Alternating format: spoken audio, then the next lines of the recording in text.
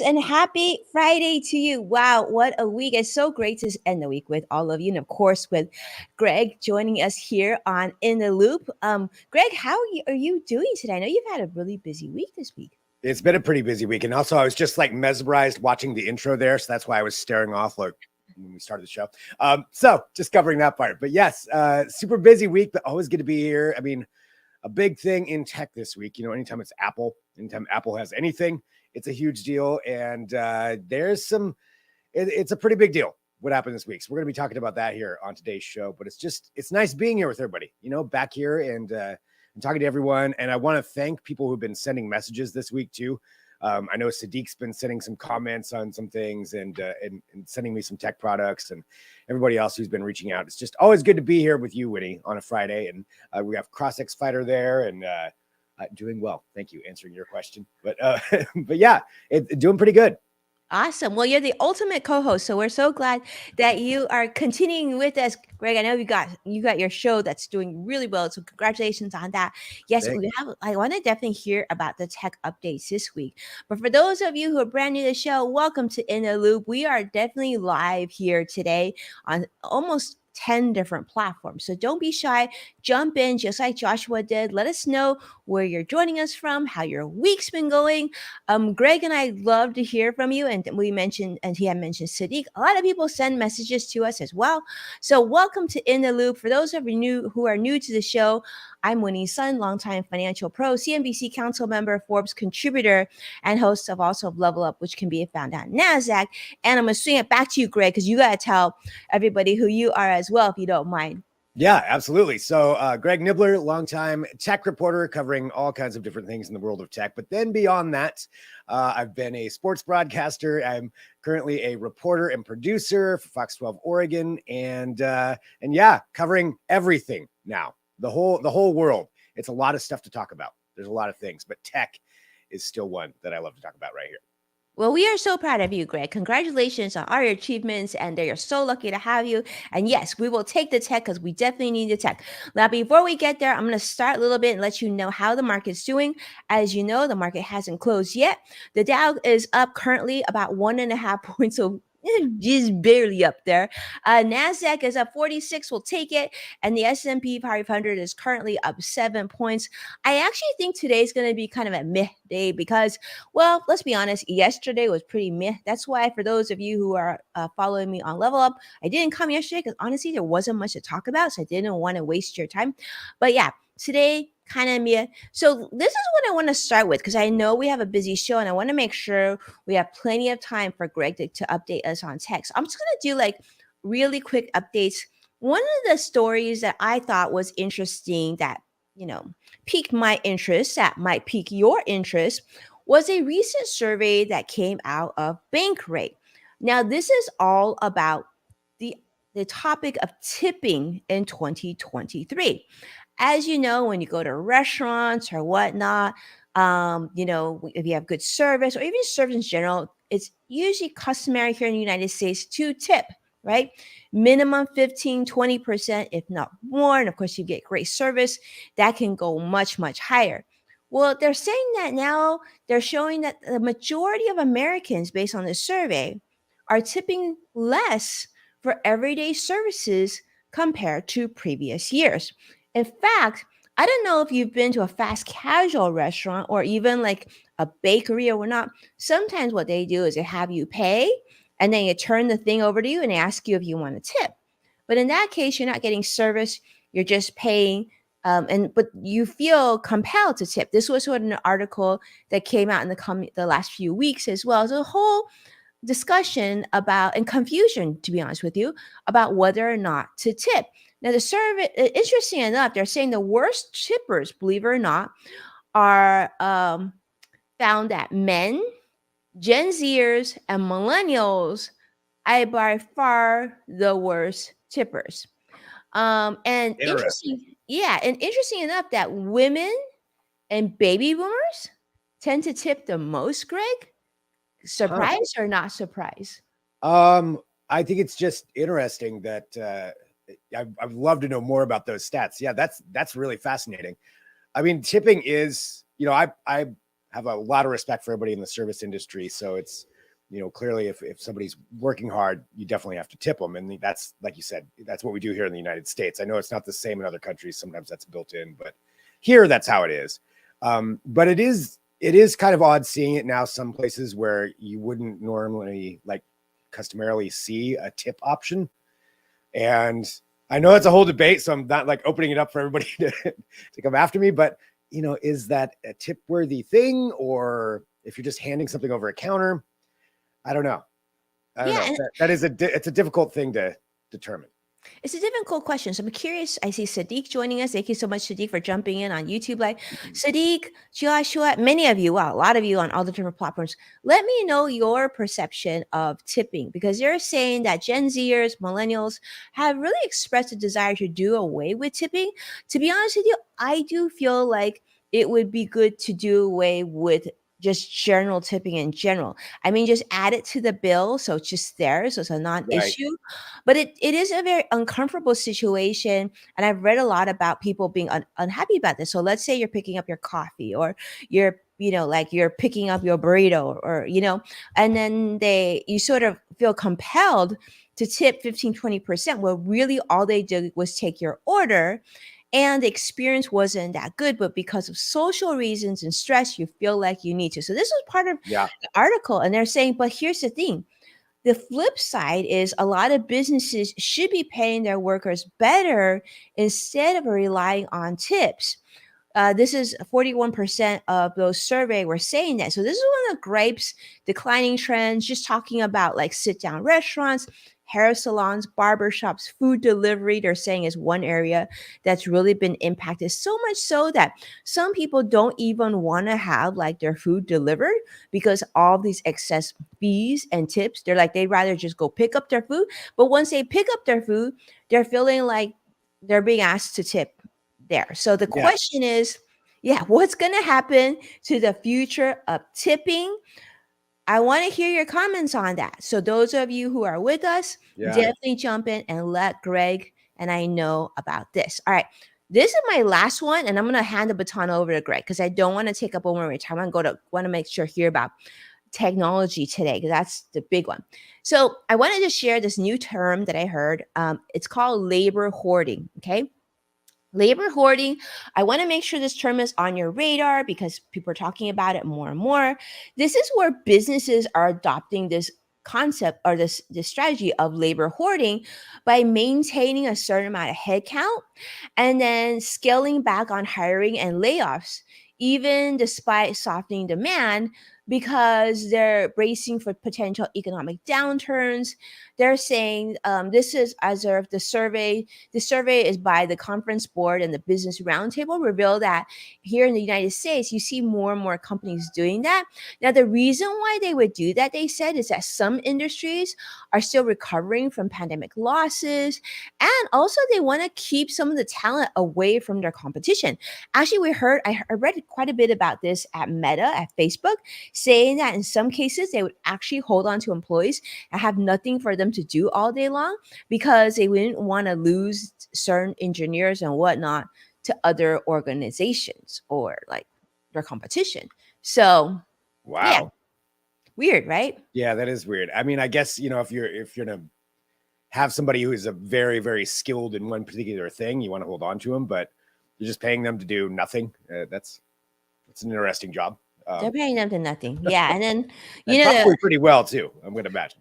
I know, right? I mean, it's crazy times. The financial news is never boring, by the way. I'm going to share with you. Yeah. You guys share this thing. The another article I heard about yesterday, Greg, I got to tell you before I jump into, I heard about an attorney who used ChatGPT for legal research and is in hot water because the legal research turned out to be not true in an actual court case, too. So, a lot of stuff happening with AI and everything. So I really want to see, Greg, what you have to share with us on technology because I know this was a big week for you. Yes, I will say if I had hired an attorney and they used Chat GPT, I would be I would upset. cringe.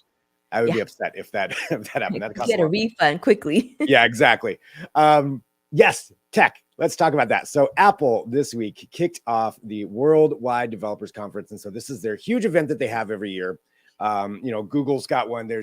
Everybody's got their big events, but this is Apple's, where they sometimes make a splash. Sometimes it's not the hugest announcement. You wait till the iPhone later on in the year. But then they have a whole week of conferences where they teach all the developers how to use their products, use their platforms, and build better things. But they did have a big product this year, and you've probably seen it, probably seen something about it online. It is Apple's release of their VR, AR, mixed reality headset. This has been talked about literally for years, that Apple was developing something like this. And then it'd be like, oh, are they going to release it now? Is it going to be in the fall? It's going to be, when's it going to happen? Well, it's finally happened. And this is their answer to that entire world. And it's to virtual reality, augmented reality, which is, layering something over the world as you look at it. And that combined being mixed reality. And it's pretty impressive. So taking a look at what it can do. So if you're looking right here, he's obviously sitting in his living room. And what you're able to do is pop up different displays and apps so you can use it just like you use your computer. So you can use it just as a Mac. Maybe you want it floating there in the room. And, that's one of the options that you can do. You can use all those different apps. You can have all that different things that you normally would do. And you control it by your hands. So you see his fingers there moving around. That's the way you do. You don't have a controller. You don't have anything like you would have with, say, like a Quest headset or a Meta headset. This is all using fingers. So that's how you're controlling everything. So much so you can even get a virtual keyboard that you can type on that just floats there in the air. You can use a regular keyboard and have that attached to, you can use that stuff if you want to. But yeah, there's an perfect example right there of he's got the virtual keyboard up, has all his different things open, his messaging, is checking out, I don't know, bedspreads or something, whatever he's got going there. And then, some kind of gaming thing over on the side. So you can have all of those things happening all at once while you're using this headset. And it's all overlaid there over the real world. So you can still see your surroundings, see your environment. Looking at the headset itself, you'll see that cable that comes off of it. It does have to be attached to a battery, but that's the only external thing that you have.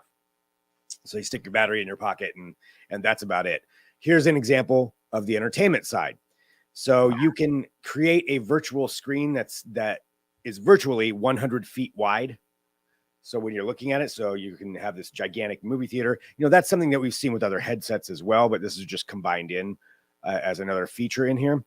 And that's in 4K and, supposedly stunning imagery in that. So you've got that option. And there's a lot of other things that you can do with it too. So these, immersive environments, it also has a big thing for it is being able to like, so, okay, yeah, here's a good example. Sorry, there's so many things with it. I actually want to talk to the video though, now that we're getting this. So that's showing how you can set up essentially a VR environment. So that's a little bit more of the virtual reality side of it, because you can go back and forth. So you can see they're toggling back and forth between VR and AR. VR being completely immersed, AR meaning you're seeing the world around you. But yeah, you want to be sitting by a lake. There you go. You can dial that in and have that kind of an option there. So kind of cool, dual functionality right there. Here's another one. So this is taking photos and some of your old photos and videos. You can have them pop up like that. This looks, this is the one time I'm going to use it. Black Mirror like. So that right there is showing how they incorporate your iCloud and all of your photos, your videos, everything else into it as well. Spatial photos is what they're calling that. Spatial computing is the big term that they used for this. So that's where we're going with that. There's another just kind of a cool example of things that you could do, like a panoramic photo, anything shot on an iPhone. So then it's blown up there right in front of you. You have FaceTime. You can FaceTime with everybody. And that's, looks like they're doing some kind of work event, but you have everybody up in their different windows. You can move people around and place them wherever you want and then collaborate like that. Well, okay, so my question on this, Greg, is if you see your coworkers and you see their faces, what do they see? They see you in this big. Yeah, that's a really good question, because I just thought of that right as well, right when I was looking at this. I'm not sure, because how are they seeing you? That is a very good question that I don't have an answer to that. right? I'm not Unless sure. it's like a AI version of No. you. Yeah, I didn't actually think about that. Oh, okay. They scan a 3D avatar of you. Thank you, Curtis, for giving me that Oh, answer. So there it is. Yeah, they'll see the 3D avatar. That's what it'll be. oh, okay, that's cool. So So that they makes don't more even sense. know that Yeah, you that had. stumped me for a second too, because I'm like, wait a minute, I know. Yeah, they do. They 3D scan you. Uh, so yeah, so that's how that'll work. Um, but yeah, you have all those different conversations going right there in that same room, and the whole thing here is having all of this happen all at once through one device. That's what they're really pushing for. There's yeah, let's see. So oh yeah, eyesight. There's so many different things on there. So this is the Vision Pro eyesight that will allow you to know when somebody else is in the room. So if somebody, say if you're doing something completely VR, if somebody walks up to you, you'll get a Mhm. notification. But also, if somebody is looking at you and you have the headset on and you're immersed in something, they'll have like these little eye things that will show you where the person is looking. So you'll know where their attention is, which is just kind of crazy. I mean, I think you would need a lot of people using these all the time. Yeah, there's a good example of it. So all of a sudden she pops in there, and she can see where she's looking as well. So you know where the person is has their focus at. So this is supposed to replace, I'm gonna guess, like obviously TV, probably audio, music. You talked about FaceTiming and web conferencing, but like I don't think this would really replace your laptop or your computer for work, or is that the concept? Because I mean, is it really that easy to I think utilize? that's kind of where they want it to go. Hmm. I don't. It's not going to replace a high end Mac. Maybe Mhm. MacBook, not right now. Not yet. But as far as things that you do on, say, an iPad or your phone, Uh-huh. you can do pretty much all of that stuff through this. It'll work with all the iPad apps. It'll work with the iOS apps, or a lot of them anyway. Will work. Let's see. Reading Sadiq's comment, the real of Apple's Vision Pro is how the developers will they purchase, or Google will give to developers, because most of the developers cannot afford one. Yeah, that's a good question. I don't know if Apple's going to necessarily be giving them out to everyone, but that's the other Mhm. thing though, because this, unlike say, if you're using a Meta headset, a lot of that's designed around VR. A lot of it you have to have specific apps. The Apple Vision Pro can run pretty much anything. So you can develop Hmm. things that are specifically for that, but you can also use regular apps within it. Cool. So it's not like the developers have to create something specifically different for that in order for it to work within that headset. But Granted, some will want more. 3,500 is steep. I mean, we talked about this earlier this week too. Like Yeah, 3,500 could buy a lot of things. I think like yeah, especially it will be a specific type of person to buy the first rendition of this at $3,500. I yeah, do think this is a minority group of people, yeah. probably hardcore people. So Greg, are you getting one of these? Not for $3,500. No, uh, no, I don't see enough of a use case for it myself. I mean, that price is just so ridiculously high. I mean, you could get a VR headset from Meta for $300 versus, that makes it seem so cheap now. Yeah, However, I mean, the product itself, it really is incredible. This it probably looks is, incredible. Probably the best. yeah, Yeah. it's probably the best headset that's ever been created, Is it just 10 based times on what. better than Meta?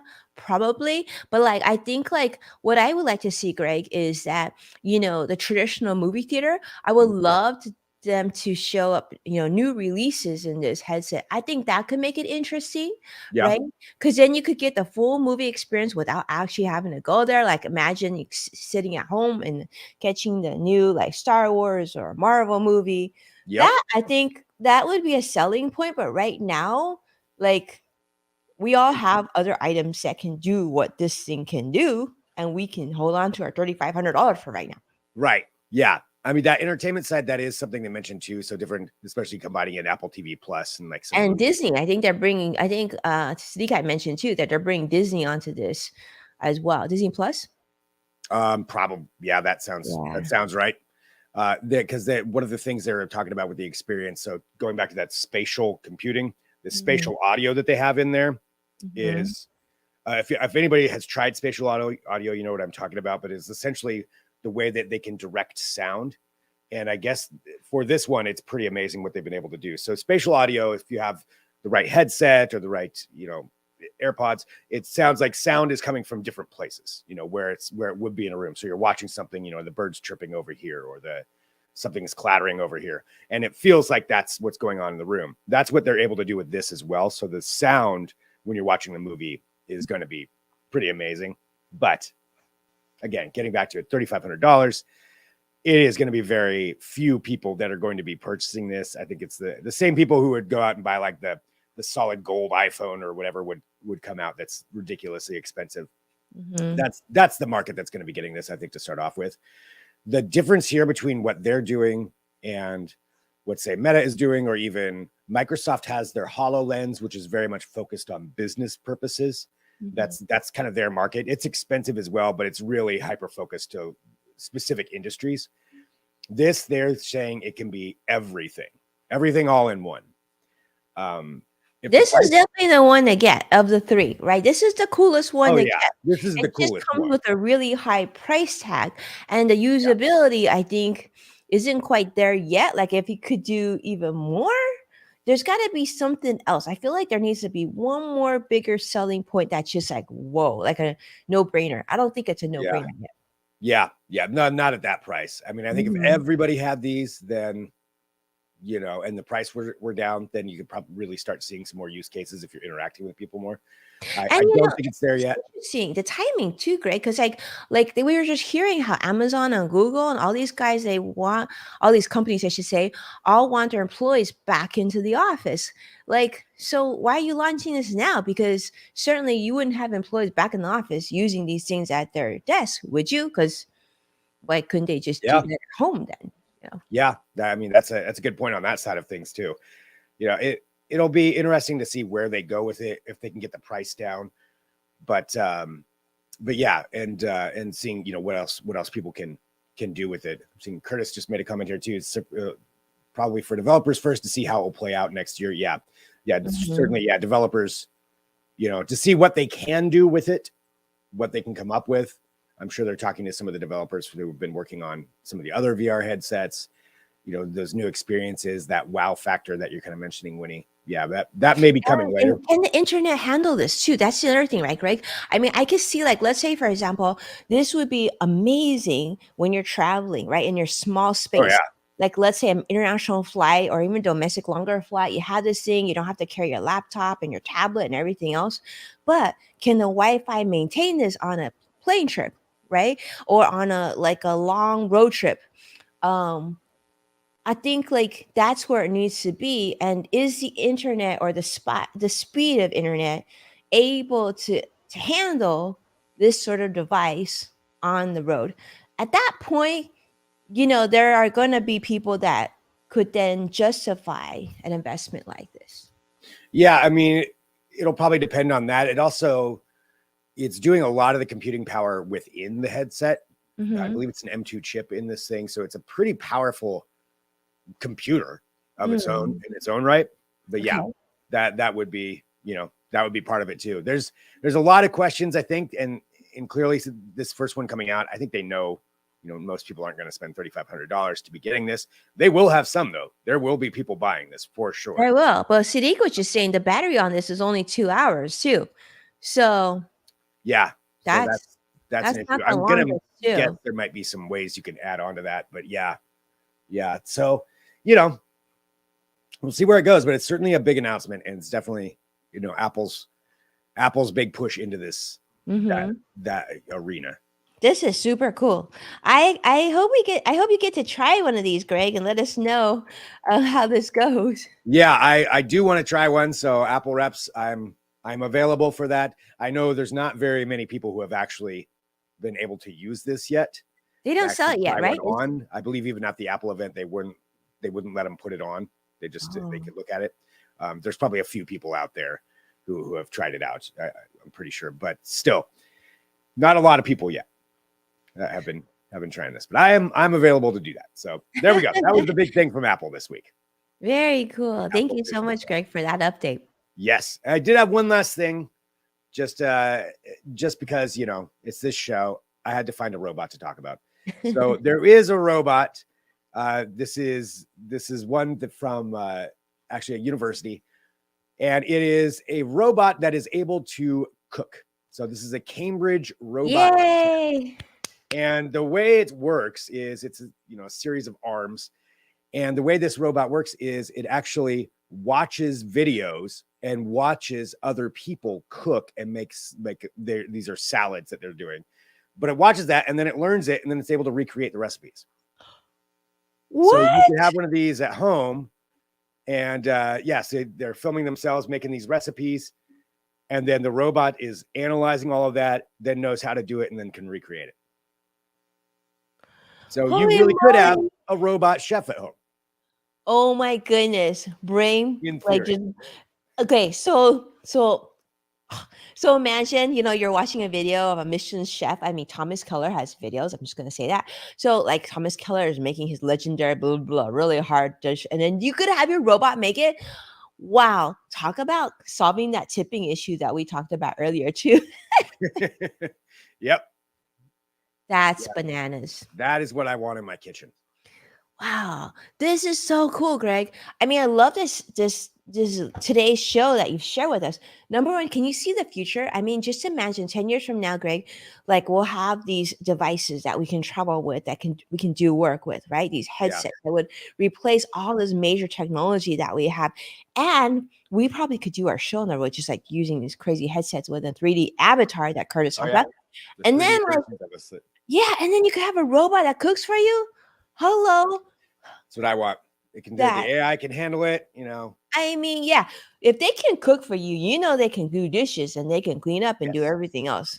I'm all for that. So, yeah, that's the thing I was reading too, Greg. One of the things that you're saying about AI with technologists, I read in the financial news, they're saying like at some point, AI is going to do most of it. So you don't have to do much. So like, yeah. So are we not going to have to work so much anymore? Well, I don't know. I think there's a lot of, we'll have to see how all that shakes out. Whether there's AI versions of us that are doing this show now, I don't know. Hope not. AI Greg. But it's either way though, there's always so much to talk about and so much fun having these talks and sharing this stuff and then hearing feedback. And that's why I always love people who are leaving their comments as well. So please continue to do that and let us know what you think. Thank you, Greg. Amazing show. And and thank you everyone for being here and tuning in with us. If you have any articles or news that you read or you think that should be on radar, videos, whatever, and we want to do a huge thank you to Sadiq for doing that and sending all of us information. Definitely share it with us on social media. Make sure to tag at Greg Nibbler, at Winnie's son. And if you do share our show, do the same so we can properly thank you on the show. I want to say huge thank you to Joshua, CrossX Fighters on YouTube. He's always been so supportive and sharing our show afterwards. So we truly appreciate you. But with that, I know, Greg, you got to go. You got to get to filming. So we appreciate you doing this. Thank you so much, everyone. Have an amazing weekend. And then we'll look forward to, I guess, Greg, are we regrouping next week? I think so. Yay. Okay. So we'll see everybody next week. Have a wonderful week. Stay well, stay safe, and stay curious. Take care. All right. Bye.